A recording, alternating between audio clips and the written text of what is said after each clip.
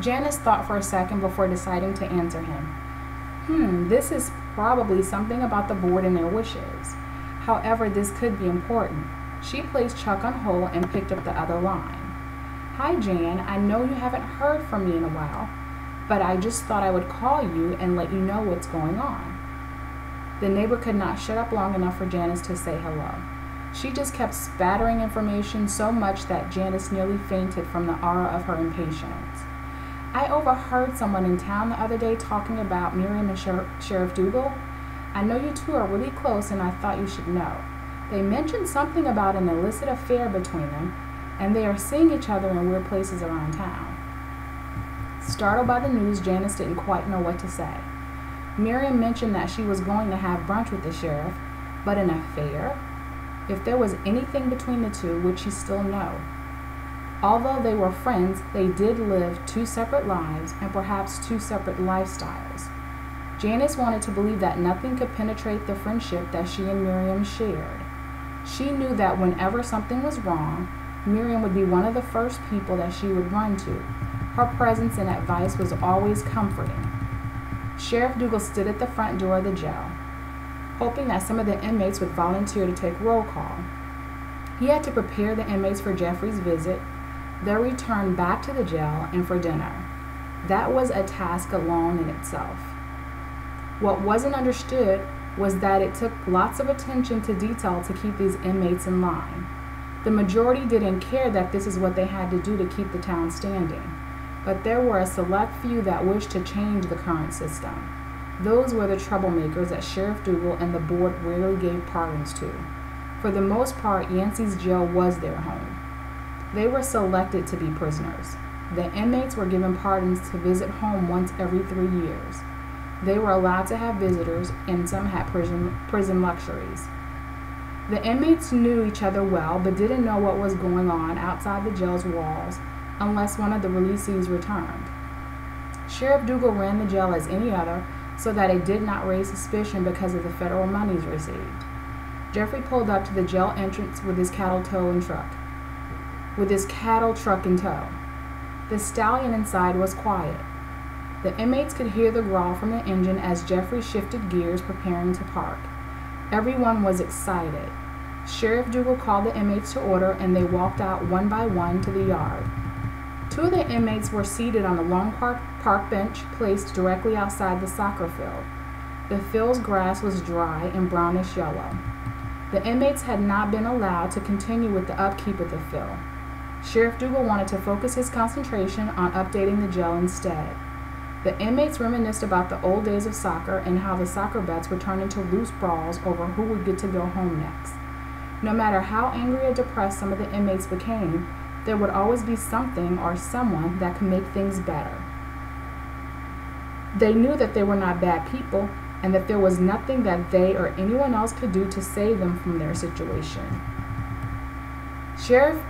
Jeffrey and Sheriff Dougal began to chat about the week and the upcoming horseball match, while the inmates walked the stallion.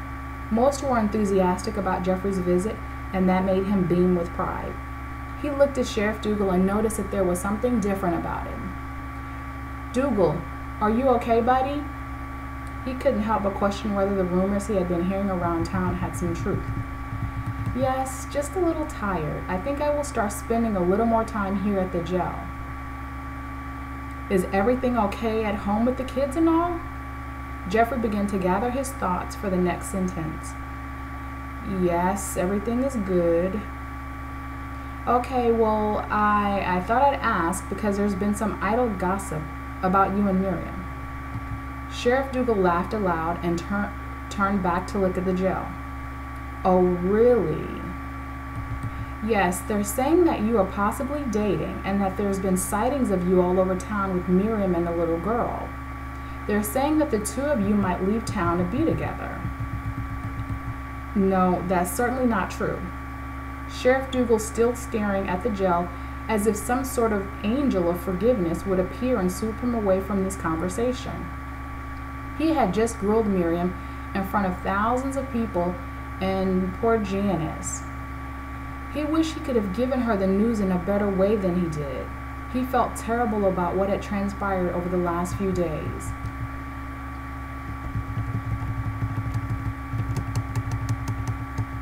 Miriam and I had a discussion the other day and things became a little heated.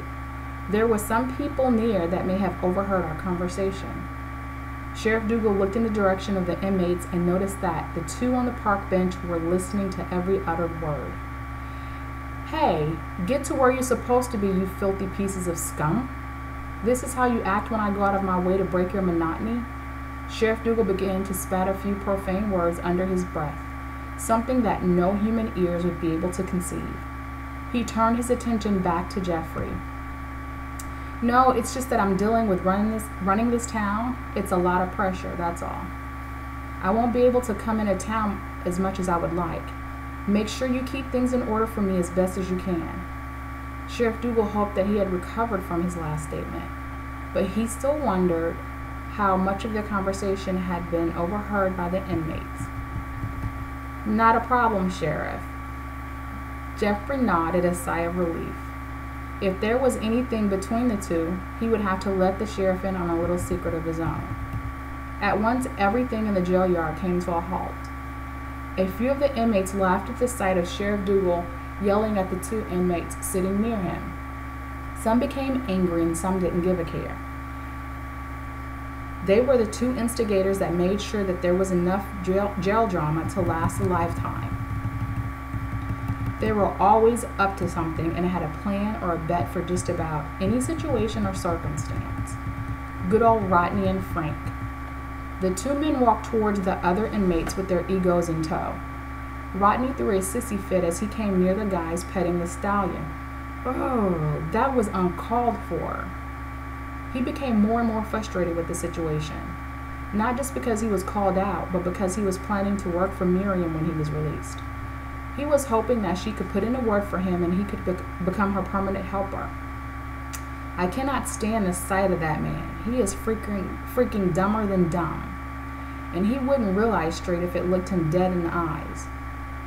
Rodney looked up in surprise. Wait, he began to put things together.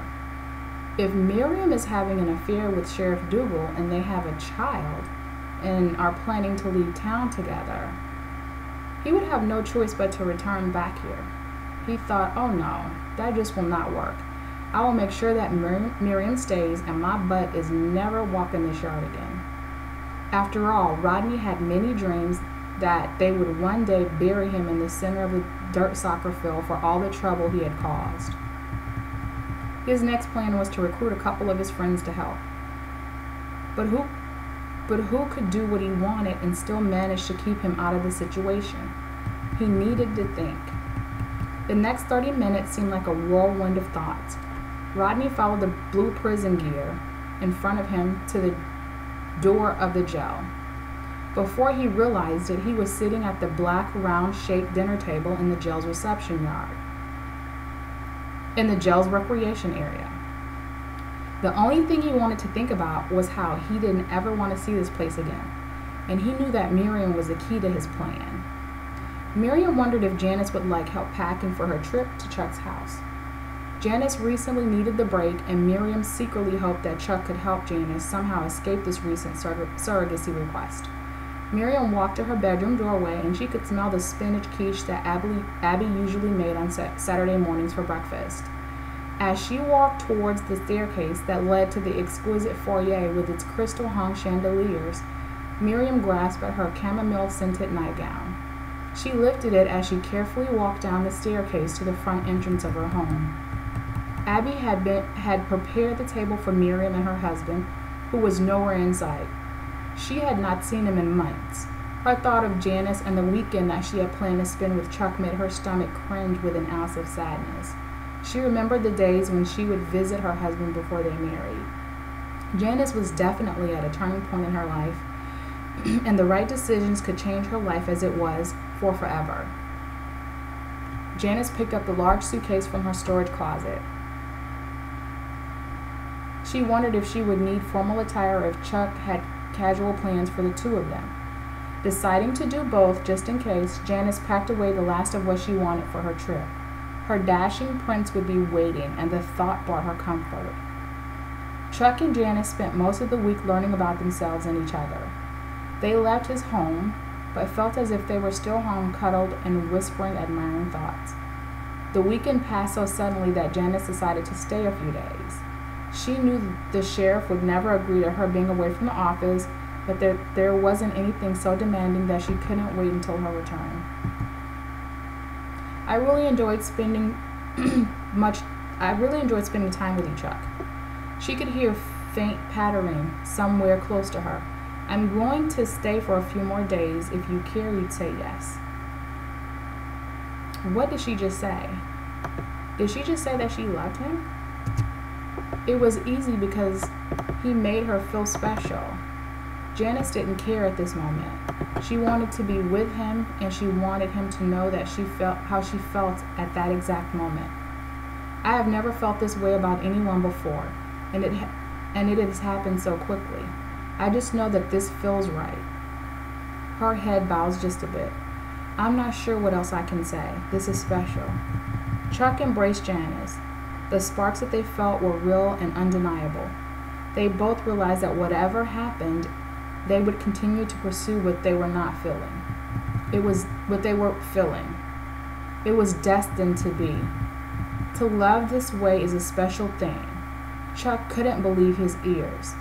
The woman before him was always so composed and gathered. She never showed 1 ounce of concern or emotion.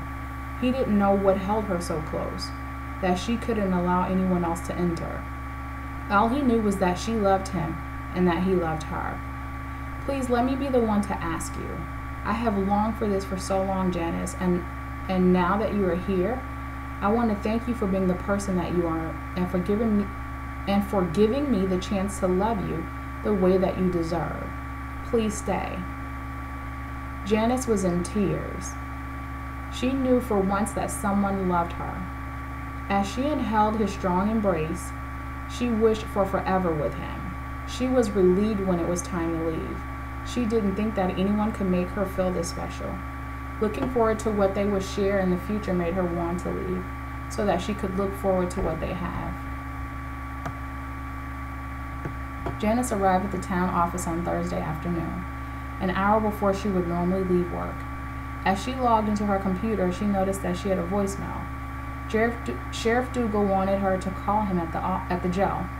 She knew that he would be upset, and she knew that he would be upset because she didn't inform him that she wouldn't be in the office.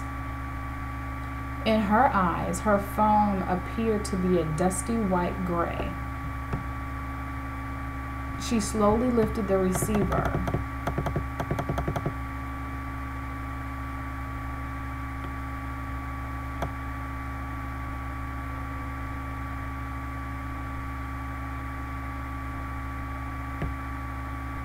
One moment. She slowly lifted the receiver and began to dial the 3-digit code that would link her office to the jail. Hello, Sheriff? She mumbled. I'm here now. Sorry that I didn't let you know that I would be out of the office, but something unexpected came up and I didn't have the means to contact you. I am okay now.